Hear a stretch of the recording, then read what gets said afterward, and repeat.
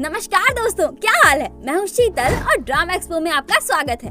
अब तक आपने देखा कि निब्बी और पियानो टैपिस्ट का आलिंगन देखकर परफेक्ट एप्पल का जग सुना सुना हो जाता है। अब आगे।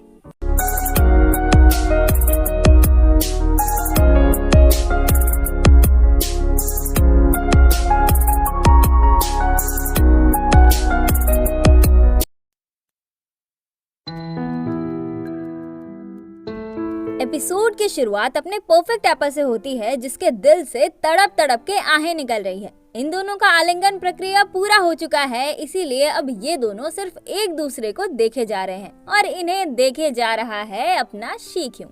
तभी जिना वहाँ आती है, जो शीक्युंग को बोलती है कि जजेस आपको बुला रहे हैं। शीक्युंग को इतना ध्यान से सामने की ओर घूरता हुआ देख वो भी उधर देखती है और उसकी भी नजर इन दोनों पर पड़ती है। तभी शीक्युंग अंदर चला जाता है और उसके पीछे पीछे जिना भी चली जाती है। आलिंगन के बाद ये दोनों ऑकवर्ड।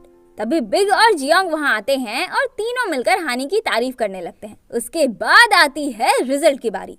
सभी की धड़कनें तेज और जीत होती है। वैसे तो प्रेडिक्टेबल ही है, पर फिर भी ज्यादा टाइम लेकर रिजल्ट बताऊंगी ताकि इफेक्टिव दिखे। और इसी टाइम को और भी ज्यादा खोटी करते हुए सब्सक्राइब करने को बोलूंगी, क्योंकि 50K जल्दी होने वाला है। अब अगर सब्सक्राइब कर दिया है तो मोस्ट प्रेडिक्टेबल होने के बावजूद भी सस्पेंसफुल एक्ट करते हुए, रिजल्ट अनाउंस करते हुए, एक्साइटमेंट दिखाते हुए ये बोलूंगी कि जीत होती है निब्बी एंड टीम की। वाह, क्या एक्टिंग कर रहा है। सो प्लीज सबर कराए। जीत की खुशी मनाते हुए ये लोग उछल रहे हैं और जिना और एलीट ग्रुप के चीटर्स का मुंह उतर गया है। इन्हें $10,000 की प्राइज मनी मिलती है और साथ ही हमारी स्टाइलिश लेडी उन्हें अपने कंपनी में इंटर्न के तौर पर हायर कर लेती है। इनका जॉब हंटिंग का सफर अब यहीं खत्म हुआ और अपनी निब्बी का जेएच ज्वाइन करने का सपना भी पूरा हुआ। अब इसे कहते हैं मिंटा जिंदगी।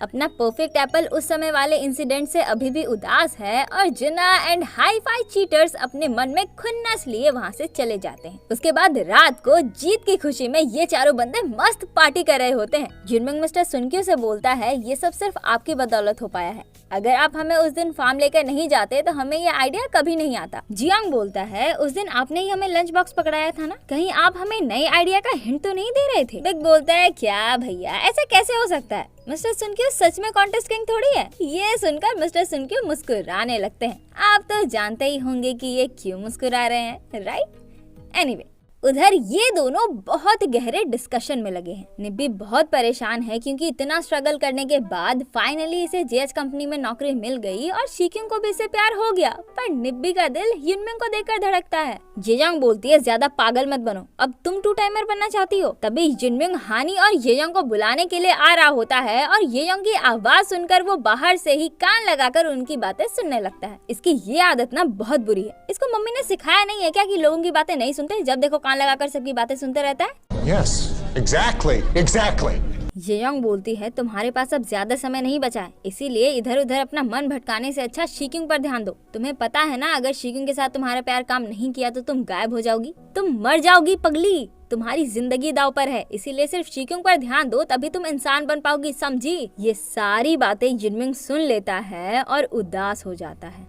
तभी नीचे से जियोंग हानी और येयोंग को आवाज लगाता है। ये लोग नीचे जाने के लिए बाहर आने लगते हैं और युनमिंग गेट से थोड़ा दूर जाकर उनके रूम की तरफ आने की एक्टिंग करने लगता है ताकि उन्हें ये लगे कि वो अभी अभी वहाँ आया है। युनमिंग उन दोनों को नीचे चलने के लिए बोलता है और निब्बी नीचे जाने लगती है। तभी बिग वहाँ आकर येयोंग को अपने साथ लेकर येयोंग के रूम चला जाता है। येयोंग भी लाइक, क्या हो गया, इतना बौखला क्यों रहे हो। बिग बोलता है, मैंने कहा था ना कि मैं कॉन्टेस्ट जीतूंगा, मैंने अपना वादा पूरा किया। येयोंग बोलती है, तो तुम अपनी तारीफ सुनना चाहते हो, और बच्चे की तरह उसे पुचकारने लगती है। बिग बोलता है, आप कब तक मुझे इग्नोर करने का नाटक करती रहोगी। येयोंग बोलती है, क्या।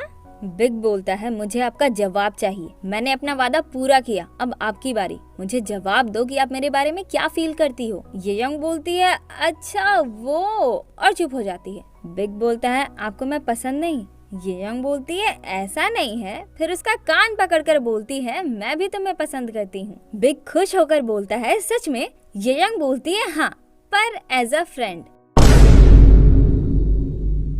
बिग बोलता है, फ्रेंड। ये यंग बोलती है हाँ, एक छुटकू सा फ्रेंड। अच्छा ये सब छोड़ो, चलो सबके साथ मिलकर मस्ती करते हैं। बिग बोलता है एक छुटकू सा फ्रेंड क्यों? आप मुझे लेकर ऐसा क्यों सोचती हो? प्लीज हमारे बीच सीमाएं मत बनाओ, वरना मैं पार कर जाऊंगा। मैं इस बात को लेकर बहुत सीरियस हूँ, इसीलिए मैं आपकी तरह नाटक नहीं कर सकता कि कुछ नहीं हुआ। ये यंग बोलती है तो तुम क्या चाहते हो, मैं क्या करूँ? बिग बोलता है खैर जाने दो, और चला जाता है। नीचे आकर बिग बहुत पीने लगता है, और पिए भी क्यों ना, आखिर इसका सपना टूटा है तो दिल कभी जलता है। हाँ थोड़ा दर्द हुआ पर चलता है। तभी निब्बी के फोन में शीकिंग का कॉल आता है और वो उसे बात करने के लिए चली जाती है। अब अपने यिनमिंग का भी सपना टूटा है तो दिल कभी। I'm not interested यार, मुझे सुनना ही नहीं है। मेरे हिसाब से मुंबई नहीं आ सकते।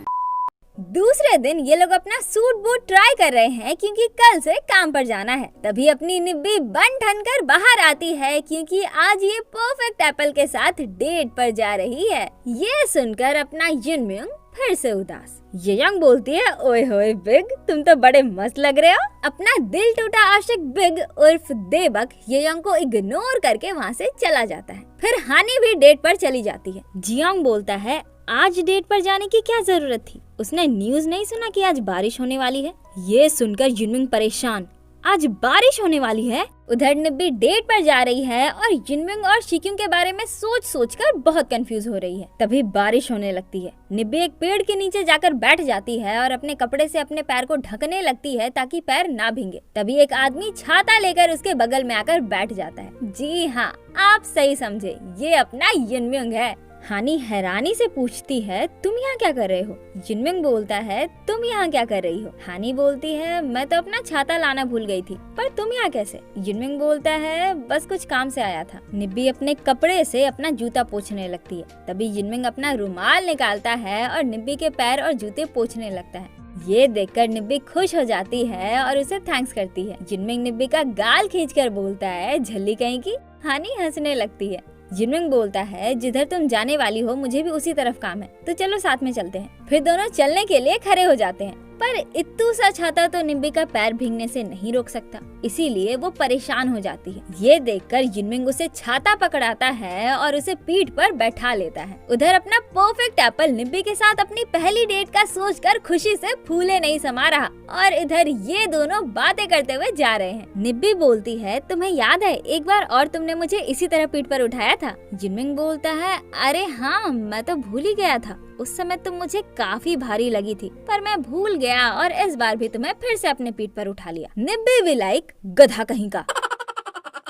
यिनमिंग बोलता है तुम्हारी जैसी पिद्दी सी लड़की इतनी भारी कैसे हो सकती है, थोड़ा कम खाया करो यार। हानी बोलती है मैं ज्यादा नहीं खाती। यिनमिंग बोलता है अच्छा ठीक है फिर नीचे उतरो। हानी जोर से चिल्लाती है अरे नहीं नहीं नहीं रुको रुको। ये दोनों ऑलमोस्ट उस जगह पर पहुंच चुके हैं जहां शीकिंग हानी का इंतजार कर रहा है, इसीलिए वो भी हानी की आवाज सुन लेता है और इन दोनों को देख लेता है। दोनों मस्ती करते हुए आ रहे होते हैं जो देखकर शीकिंग को बहुत बुरा लगता है। थोड़ी दूर पर यिनमिंग हानी को उतार देता है और उसे छाता देकर काम के झूठे बहाने से वहाँ से चला जाता है, ये बोलकर कि बगल के दुकान से वो एक नया छाता खरीद लेगा और भीगते हुए चला जाता है। ये सारी चीजें देखकर यिनमिंग बहुत उदास हो जाता है, पर फिर भी झूठी हंसी के साथ वो हानी को आवाज लगाता है और उसके पास आकर ऐसा एक्ट करता है कि वो अभी अभी यहाँ पर आया है, जबकि बहुत देर से दूसरे कोने पर खड़े होकर वो हानी का इंतजार कर रहा था। शीकिंग हानी से बात कर रहा है, पर हानी को यिनमिंग की ही चिंता लगी है कि कहीं वो भीग ना जाए, और ये सारी चीजें अपना परफेक्ट एप्पल ऑब्जर्व कर रहा है। उसके बाद ये दोनों एक रेस्टोरेंट में डिनर कर रहे होते हैं और निब्बी बार बार यिनमिंग की ही बातें कर रही होती है, जो सुन सुनकर ऑब्वियसली अपने शीकिंग को अच्छा नहीं लग रहा है। इधर सरप्लस हाउस में जियांग येयांग से बोलता है कि अपने सुंदर सुंदर दोस्तों से मेरी सेटिंग करवाओ यार, अब तो मैं भी जॉब वाला हो गया हूँ। बिग के पास तो ब्लाइंड डेट्स की लाइनें लगी हुई हैं। क्या ब्लाइंड डेट? येयांग बिग को घूरने लगती है और बिग गुस्से से येयांग की तरफ देख रहा होता है। जियांग बोलता है और क्या, अब हम जॉब वाले हो गए हैं, तुम बस ब्लाइंड डेट सेट करवा दो यार। येयांग बोलती है ठीक है फिर तुम लोग ब्लाइंड डेट्स की तारीख सेट करो और मैं तुम दोनों के लिए लड़कियां सेट करती हूँ। ये सुनकर जियांग खुश। बिग भी येयांग को दिखाने के लिए खुश होने का नाटक करने लगता है, जो देखकर अपनी येयांग को जलन मचने लगती है। उस उसके बाद वो अपने ऑडिशन के लिए लाइंस की प्रैक्टिस कर रही होती है और बार बार उसे उसी इंसिडेंट के बारे में याद आ रहा होता है जिस वजह से वो कंसंट्रेट नहीं कर पा रही होती। तभी उसे बाहर से बिग की आवाज सुनाई देती है जो फोन पर किसी से ब्लाइंड डेट्स के बारे में बात कर रहा होता है। ये जंग भी लाइक आज ही बदल लिया साला। वो गुस्से से पर्दा बंद कर देती है और फिर से प्रैक्टिस करने की कोशिश करने लगती है, पर बिग की आवाज सुन सुनकर ये अपनी प्रैक्टिस कर पाए भला? फिर क्या था, वो सीधे उसके पास जाती है और उसका हाथ पकड़कर बोलती है बात मत करो, पर बिग उसका हाथ छुड़ाकर फिर से बात करने लगता है। येजोंग फिर से उसका हाथ पकड़ती है और बोलती है मैंने कहा ना बात मत करो। मैं आज देबक से एक सवाल पूछना चाहती हूँ, क्या मैं तुम्हें पसंद करती हूँ? ये सुनकर बिग उर्फ देबक की बोलती बंद। वो एक टक से सिर्फ येजोंग को ही देखे जा रहा है। येजोंग बोलती है चलो डेट करते हैं। इस पर बिग चुप। येजोंग बोलती है मैंने कहा चलो डेट करते हैं, पर हाँ ये एक सीक्रेट रखना वरना मुझे बहुत अजीब लगेगा। बिग बोलता है नहीं रहने दो, मैंने हार मान ली और जाने लगता है। अब येजोंग की बोलती बंद। इसे विश्वास ही नहीं हो रहा कि अपनी सो कॉल्ड बबल प्राइड वाली ईगो को साइड रखकर इसने इतना बड़ा कदम उठाया और अंत में बिग ही मुकर गया। तभी पीछे से आकर बिग उसे कस के पकड़ लेता है और बोलता है मुझे भी तो एटलीस्ट एक बार के लिए सख्त लौंडे जैसा नाटक करने का मौका मिलना चाहिए ना। येजोंग बोलती है छोड़ो मुझे। बिग बोलता है आपने खुद कहा कि चलो डेट करते हैं, अब आप नहीं मुकर सकती। फिर उसे गले लगाकर जोर से चिल्लाकर बोलता है यस, अब मेरे पास भी एक गर्लफ्रेंड है। येजोंग भी लाइक ये क्या कर रहे हो? तभी के हमें आशिकी आ गई। बिग उसे फिर से गले लगाकर बोलता है अब से आप मेरी हो। अब ये दोनों बहुत खुश। उसके बाद परफेक्ट एप्पल निब्बी को घर तक छोड़ने आता है। शिक्योंग बोलता है कल काम पर मिलते हैं, पर ध्यान रखना मैं काम के टाइम पर बहुत स्ट्रिक्ट होता हूँ। हानी बोलती है यस सर। ये सुनकर शिक्योंग हंसने लगता है। उसके बाद हानी अंदर चली जाती है और अपना परफेक्ट एप्पल अभी भी उदास है। अंदर युनमिंग पानी पी रहा होता है, तभी हानी अंदर आती है। युनमिंग बोलता है अरे तुम इतनी जल्दी आ गई? हानी बोलती है वो बारिश बहुत ज्यादा हो रही थी और कल काम पर जाने के लिए भी तैयारियां करनी है, इसीलिए मैं आ गई। वैसे तुम भीगे तो नहीं ना? युनमिंग बोलता है अरे नहीं, थोड़ा आगे मुझे मेरा एक दोस्त मिल गया था तो मैं उसी के साथ चला आया। चल झूठा। दूसरे दिन हमारे नए नए इंटर्न मस्त स्टाइल मारते हुए अपने वर्क आईडी के साथ जीएच कंपनी पहुंचते हैं। ये चारों बहुत खुश हैं। चारों बिल्कुल स्टाइल के साथ अपना आईडी कार्ड दिखाते हुए अंदर घुसते हैं। उधर जिना के पास एक आदमी आकर बोलता है प्लीज इसे ध्यान से देखिए, इन दोनों रिज्यूम्स में फोटो के अलावा सब कुछ सेम है। ये देखकर जिना हैरान। एक रिज्यूम अपनी निब्बी जलपरी का है और दूसरा रिज्यूम उस जलपरी का है जो सच्चा प्यार ना मिलने की वजह से धुआं हो गई थी। आपको याद तो होगा ही कि मान्यो ने उसी जलपरी की आइडेंटिटी अपनी निब्बी जलपरी को दे दी थी। तो हुआ ये कि उस हानी ने भी पहले कभी जेएच में जॉब के लिए अप्लाई किया था और अनफॉर्चुनेटली अब वो डॉक्यूमेंट जिना के हाथ लग गया है। इधर ये लोग इन चारों नए इंटर्न का स्वागत करते हुए फिर सब अपने अपने काम पर लग जाते हैं और अपनी टाइटल लेडी, वो ये तो बहुत दिनों बाद दिखी यार, तो क्या नाचो मैं? अपनी टाइटन लेडी मैनेजर किम इन चारों को काम के सारे इंस्ट्रक्शन दे रही होती है और जिना मैडम निब्बी को ही घूर रही है। उसके बाद ये चारों काम पर लग जाते हैं और जिना के साथ वाली कोवर्कर जो अब इन चारों की सीनियर भी है, उसे देखकर अपना मुंगेरी लाल लट्टू रहा नहीं जाता। फिर क्या था, उसे इम्प्रेस करने के लिए पोटना शुरू, पर इम्प्रेस करने के चक्कर में इतना हैवी सामान उठा लेता है कि बेचारे की निकल जाती है।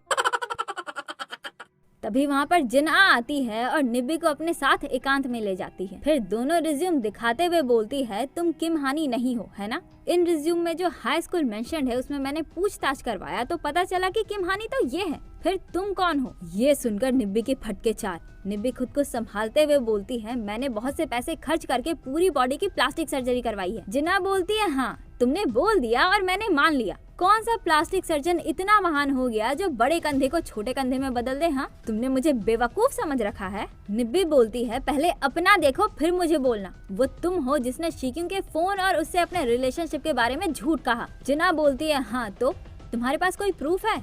बेटा तू पकड़ी गई। अगर मैंने इस बात की रिपोर्ट कर दी ना तो तुम्हें जेएच से बाहर फेंक दिया जाएगा। तो अब चुपचाप बता दो कि तुम कौन हो। हानि उसे ढकेल देती है, जिसके बाद जिना अपना आपा खो देती है और उसके चेहरे पर केक लगाते हुए उस पर चिल्लाने लगती है। तभी वहाँ पर शिक्युंग आ जाता है और जिना को जोर से डांटता है। फिर हानि वहाँ से चली जाती है और जिना शिक्युंग को हानि की सच्चाई बताने की कोशिश करने लगती है, पर शिक्युंग उसे डांटते हुए बोलता है कि मैं एक शब्द भी नहीं सुनना चाहता, तुमने मुझे आज बहुत निराश किया है, और चला जाता है। उधर अपनी निब्बी जेएच कंपनी के बाथरूम में खड़ी है, क्योंकि जब जिना ने निब्बी के चेहरे पर केक लगाया था तब इसके बाल भी गंदे हो गए थे, जिसे साफ करना जरूरी है। इसीलिए हानि टॉवेल लपेटकर एक टूल के ऊपर खड़ी है ताकि बाल भी धुल जाए और उसका पैर भी ना भीगे। जिना के हाथ में निब्बी का जो रिज्यूम लगा है, निब्बी उसे लेकर भी बहुत परेशान है, इसीलिए बार बार मान्यो को कॉल कर रही है, पर मान्यो कॉल उठा ही नहीं रहे। फिर निब्बी बाथरूम का शावर ऑन करती है, पर पानी में इतना ज्यादा फोर्स होता है कि डर के मारे वो टूल से उतर जाती है और पैर भीगने की वजह से उसका पैर पूंछ में बदल जाता है। अब निब्बी बहुत ही ज्यादा परेशान, पूंछ की वजह से निब्बी खड़ी नहीं हो पाएगी तो शावर कैसे ऑफ कर पाएगी, और लगातार पानी पड़ने की वजह से इसका पूंछ नहीं सूखेगा, और पूंछ नहीं सूखेगा तो पैर में कैसे बदलेगा। ऊपर से मान्यो फोन भी नहीं उठा रहे। निब्बी की बहुत ही ज्यादा फट चुकी है। स्यापे पर डबल स्यापे वाली बात ये हो जाती है कि हानि को ढूंढते ढूंढते जिना भी वहाँ पहुँच जाती है और उसे पता चल जाता है कि अपनी निब्बी एक जल परी है। और यहीं पर एपिसोड का ये पार्ट खत्म हो जाता है। तो कैसा लगा ये एपिसोड, कमेंट करके जरूर बताइएगा। और हाँ, हमारे सोशल मीडिया अकाउंट्स को भी फॉलो कर लीजिए। अकाउंट्स का लिंक हमारे डिस्क्रिप्शन में भी है और साथ ही आपके स्क्रीन पर भी स्लैश हो रहा है। अब अगर ये वीडियो आपको अच्छी लगी तो एक लाइक कर दीजिए, अपने जैसे ड्रामा लवर दोस्तों के साथ इसे शेयर कर दीजिए, और अगर आप इस चैनल पर नए हैं तो चैनल को सब्सक्राइब किए बिना बिल्कुल मत जाइएगा। तो आज के लिए बस इतना ही, मिलते हैं किसी और दिन किसी और वीडियो के साथ। तब तक के लिए अलविदा, जय हिंद।